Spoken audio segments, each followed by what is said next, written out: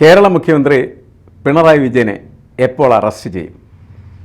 ഈ ചോദ്യം കേരളത്തിൻ്റെ വിവിധ ഭാഗങ്ങളിൽ നിന്ന് BJP പ്രവർത്തകർ ഡൽഹിയിലെ BJP ഓഫീസിലേക്ക് ഇടയ്ക്കിടയ്ക്ക് വിളിച്ചു ചോദിച്ചുകൊണ്ടിരിക്കുകയാണ്. കാരണം കഴിഞ്ഞ കുറച്ച് മാസങ്ങളായി പ്രതിപക്ഷ നിരയിലെ മുഖ്യമന്ത്രിമാരെ ജയിലിലെത്തിക്കുന്നതിന് വേണ്ടിയുള്ള വളരെ അഗാധമായിട്ടുള്ള പ്ലാൻഡായ ആസൂത്രിതമായിട്ടുള്ള പദ്ധതികൾ BJPയുടെ ഭാഗത്ത് നടന്നു വരികയാണ്. അതിൻ്റെ ഭാഗമായിട്ട് വീണ ഒന്നാമത്തെ ഇരയാണ് ജാർഖണ്ഡിലെ മുഖ്യമന്ത്രിയായിരുന്ന ഹേമന്ത് സോറൻ. ഹേമന്ത് സോറൻ അഴിമതിക്കാരനാണ്. അദ്ദേഹത്തെ ED പിടികൂടി. അങ്ങനെ ED പിടികൂടിയോടുകൂടി അദ്ദേഹത്തിൻ്റെ മുഖ്യമന്ത്രി സ്ഥാനം ഉപേക്ഷിച്ച് ജയിലിൽ പോകാനായിട്ടുള്ള നിർബന്ധിതമായിട്ടുള്ള സാഹചര്യമുണ്ടാക്കി. മറ്റൊന്ന് കഴിഞ്ഞ ദിവസം ഡൽഹിയിലെ മുഖ്യമന്ത്രി കേജ്രിവാൾ, അരവിന്ദ് കേജ്രിവാൾ എന്ന് പറഞ്ഞാൽ അധികാരത്തിലേക്ക് തന്നെ വരുന്നത് അഴിമതിക്കെതിരെയുള്ള പോരാട്ടത്തിൻ്റെ ഫലമായിട്ടാണ്. അണ്ണേ ഹസാരെയും അദ്ദേഹം കൂടി നടത്തിയ വലിയ യുദ്ധങ്ങളാണ്, അല്ലെങ്കിൽ തെരുവ് യുദ്ധങ്ങളാണ് അദ്ദേഹത്തിന് അധികാരത്തിലേക്കുള്ള വഴിയൊരുക്കിയത്. പക്ഷേ അഴിമതിക്കെതിരെ ഉദിച്ചുയർന്ന ആ സൂര്യനെ തന്നെ ഇരുട്ടിലാക്കി അഴിമതിക്കാരനാക്കി മുദ്രയടിച്ച് ജയിലിലടക്കാനായിട്ട് BJPക്ക് കഴിഞ്ഞു എന്നുള്ളതാണ്. ഇനി പ്രതിപക്ഷ നിരയിലെ കരുത്തനായിട്ടുള്ളൊരു മുഖ്യമന്ത്രിയാണ് കേരളത്തിലെ പിണറായി വിജയൻ. പിണറായി വിജയനെ എപ്പോൾ അറസ്റ്റ് ചെയ്യും എന്നുള്ളത് അതുകൊണ്ട് തന്നെ ഓരോ BJP പ്രവർത്തകൻ്റെയും വളരെ ആകാംക്ഷഭരിതമായിട്ടുള്ള ഒരു അന്വേഷണമാണ്. കാരണം പിണറായി വിജയനെതിരെ ആരോപണങ്ങൾ പലതുമുണ്ട്. ആദ്യത്തെ കേസ് എന്ന് പറഞ്ഞാൽ ലാവ്ലിൻ കേസായിരുന്നു. അത് കഴിഞ്ഞു. പിന്നീട് ഇപ്പോൾ അദ്ദേഹത്തിൻ്റെ മകൾക്കെതിരെ ആരോപണങ്ങൾ ഉന്നയിക്കപ്പെട്ടിരിക്കുന്നു. അദ്ദേഹത്തിൻ്റെ ഓഫീസിനെതിരെ നരേന്ദ്രമോദി തന്നെ വന്ന് ആരോപണം ഉന്നയിച്ചതാണ്. അത് സ്വർണ്ണക്കള്ളക്കടത്താണ്. അപ്പോൾ സ്വർണ്ണക്കള്ളക്കടത്തും അതുപോലെ തന്നെ കരിമണൽ മാസപ്പടി വിവാദവുമൊക്കെ പിണറായി വിജയനെ ചുറ്റിപ്പറ്റി പറക്കാൻ തുടങ്ങിയിട്ട് കുറച്ചു കാലമായി. വേണമെങ്കിൽ പിണറായി വിജയനെ അറസ്റ്റ് ചെയ്ത് ജയിലിലടക്കാവുന്നതേ ഉള്ളൂ. കാരണം അരവിന്ദ് കേജ്രിവാൾ യഥാർത്ഥത്തിൽ ജയിലിലടക്കപ്പെടുന്നത് ആ മന്ത്രിസഭ എടുത്ത മദ്യനയത്തിൻ്റെ അടിസ്ഥാനത്തിലായിരുന്നു. ആ മദ്യനയത്തിൽ ഇതുവരെയായിട്ട് നേരിട്ട് കേജ്രിവാളിന് പങ്കുണ്ട് എന്ന് കുറ്റപത്രമോ മറ്റും ഒന്നും തന്നെ പറഞ്ഞിരുന്നില്ല എന്നുള്ളതാണ്. അല്ലെങ്കിൽ അത്തരത്തിലുള്ളൊരു ആരോപണം നേരത്തെ ഉയർത്തപ്പെട്ടിരുന്നില്ല എന്നുള്ളതാണ്. എന്നാൽ അദ്ദേഹത്തെ ED ചോദ്യം ചെയ്യുന്നതിന് വേണ്ടിയിട്ട് സമൻസ് അയച്ച സമയത്ത് 9 വട്ടവും അദ്ദേഹം ഹാജരാകാതിരുന്നു എന്നുള്ളത് EDയെ വല്ലാത്ത തരത്തിൽ പ്രകോപിപ്പിച്ചൊരു കാര്യമായിരുന്നു. അവസാനം അദ്ദേഹത്തിൻ്റെ മുഖ്യമന്ത്രിയുടെ ഔദ്യോഗിക വസതിയിലേക്ക് തന്നെ അവരെത്തി ചോദ്യം ചെയ്തു. ചോദ്യം ചെയ്യലിന് ശേഷം അറസ്റ്റ് ചെയ്ത് ജയിലിലടക്കുകയാണ് ചെയ്തത്. കോടതിയിൽ പോയിട്ട് പോലും കോടതി അദ്ദേഹത്തിൻ്റെ കസ്റ്റഡി ഒഴിവാക്കി കൊടുത്തില്ല എന്നുള്ള കാര്യം നമ്മൾ മനസ്സിലാക്കേണ്ടതാണ്.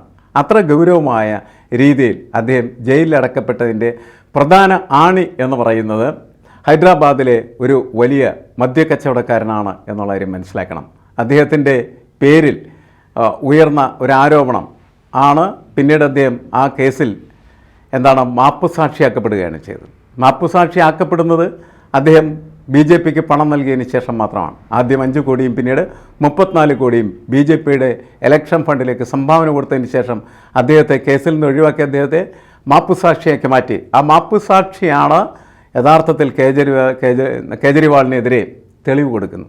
100 കോടി രൂപ അദ്ദേഹം ആവശ്യപ്പെട്ടുവെന്നും ആ ആവശ്യപ്പെട്ട തുക ഗോവയിലെ ഇലക്ഷന് വേണ്ടിയിട്ട് ആപ്പ് ഉപയോഗിച്ചുവെന്നുമായിരുന്നു ആരോപണം. അതിൻ്റെ പേരിൽ അദ്ദേഹം അറസ്റ്റ് ചെയ്യപ്പെടുകയും ജയിലിലടക്കപ്പെടുകയും. അങ്ങനെ ജയിലിലടക്കപ്പെട്ടെങ്കിൽ ഇനി തീർച്ചയായിട്ടും അടുത്ത മുഖ്യമന്ത്രി പിണറായി വിജയനാവുന്നതിൽ എന്താണ് തയ്യാറ്? അതാണ് ചോദ്യം. എൻഫോഴ്സ്മെൻറ്റ് ഡയറക്ടറേറ്റ് എന്നത് BJPയെ സംബന്ധിച്ചിടത്തോളം അവരുടെ ഇടിവണ്ടിയായി മാറിക്കഴിഞ്ഞിരിക്കുകയാണ്. എൻഫോഴ്സ്മെൻറ്റ് ഡയറക്ടറേറ്റ് രൂപപ്പെടുന്നത് വളരെ മുമ്പാണ്. മൻമോഹൻ സിംഗിൻ്റെ കാലത്തൊക്കെ ഈ സാധനമുണ്ട്. പക്ഷേ അതുണ്ടെന്ന് ആർക്കും അറിയാൻ പാടില്ലാത്ത തരത്തിൽ നിർജ്ജീവമായിരുന്നു. എന്നാൽ BJP അധികാരത്തിലെത്തിയതിന് ശേഷം അതിനെ വളർത്തി വികസിപ്പിച്ച് ഒരു രണ്ടാമത്തെ CBI സംവിധാനമാക്കി മാറ്റിയെടുത്തു എന്നുള്ളതാണ്. അതിൻ്റെ പിന്നാലെ നടക്കുന്ന പ്രവർത്തനങ്ങൾ ബഹുഭൂരിപക്ഷവും പിന്നീട് അവർ ചെയ്തത് അവരുടെ രാഷ്ട്രീയ താല്പര്യത്തിന് ഉതകുന്ന തരത്തിലേക്ക് മാറ്റുക എന്നുള്ളതായിരുന്നു. ഏതാണ്ട് 121 റെയ്ഡുകളാണ് ED ഈ അടുത്ത കാലത്തായിട്ട് നടത്തിയിട്ടുള്ളത്. ആ 121 റെയ്ഡുകളിൽ 115 BJPയുടെ എതിരാളികൾക്ക് എതിരെയുള്ള റെയ്ഡുകളായിരുന്നു എന്നുള്ളത് ഈ റെയ്ഡുകളുടെ രാഷ്ട്രീയ സ്വഭാവത്തെ മാറ്റിത്തരുന്നുണ്ട്. ഏത് തരത്തിലുള്ള രാഷ്ട്രീയ പ്രവർത്തനത്തിനുള്ള ആയുധമായിട്ട് എൻഫോഴ്സ്മെൻറ്റ് ഡയറക്ടറേറ്റ് ഉപയോഗിക്കപ്പെടുന്നു എന്നതിന് ഏറ്റവും നല്ല തെളിവാണ് EDയുടെ ഈ റെയ്ഡ് കണക്ക് തന്നെ. 121 മൊത്തം റെയ്ഡ്, അതിൽ 115 ബി ജെ പിക്ക് എതിരായിട്ടുള്ള അല്ലെങ്കിൽ ബി ജെ പിയുടെ ശത്രുക്കൾക്കെതിരെയുള്ളതാണ്. എന്നുവെച്ചാൽ ബി ജെ പിയുടെ ശത്രു സംഹാരത്തിനുള്ള ഏറ്റവും ഉജ്ജ്വലമായ ഒരായുധമായിട്ട് എൻഫോഴ്സ്മെൻറ്റ് ഡയറക്ടറേറ്റ് മാറിയിട്ടുണ്ട് എന്നുള്ളതാണ്. അതുകൊണ്ടാണ് അതിനെ ബി ജെ പിയുടെ എതിരാളികളെ ശിരച്ഛേദം നടത്തുന്നതായിട്ടുള്ള ഗില്ലറ്റിനായിട്ട് വിശേഷിപ്പിക്കുന്നത്. അതിൻ്റെ ഏറ്റവും ലേറ്റസ്റ്റ് ആയിട്ടുള്ള ഉദാഹരണമാണ് ഈ കഴിഞ്ഞ ദിവസം നടന്ന ഡൽഹി മുഖ്യമന്ത്രിയുടെ അറസ്റ്റ് പോലും എന്നാണ് പൊതുവെ രാഷ്ട്രീയ പ്രസ്ഥാനങ്ങൾ ആരോപിച്ചുകൊണ്ടിരിക്കുന്നത്. ഇനി ഇങ്ങനെ ഇ.ഡി. നിങ്ങളെ പിടികൂടിയാൽ എങ്ങനെ നിങ്ങൾക്ക് രക്ഷപ്പെടാം? അതിനുള്ളൊരു മാർഗം ബി ജെ പിയിലേക്ക് കയറുക എന്നുള്ളതാണ്. ബി ജെ പി നിങ്ങളെ സംരക്ഷിക്കും എന്നുള്ളതാണ്. ബി ജെ പി എപ്പോഴും എതിർ രാഷ്ട്രീയ പാർട്ടിയുടെ നേതൃത്വ നിരയെ മുഴുവനുമായിട്ട് ബി ജെ പിയിൽ എത്തിക്കുന്നതിനുള്ള ഒരു മാർഗമായിട്ട് കാണുന്നത് ഇ.ഡിയുടെ ഇടിയാണ്.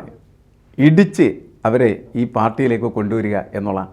ഏതാണ്ട് പല പ്രമുഖരെയും നമ്മൾ പരിശോധിച്ച് കഴിഞ്ഞാൽ 11ഓളം പ്രമുഖരാണ് ഇ.ഡിയെ പേടിച്ച് ബി ജെ പിയുടെ നേതൃത്വ നിരയിലേക്ക് അരിച്ചു കയറിയത്. അവരെ കയറ്റുകയാണ് ചെയ്യുന്നത്.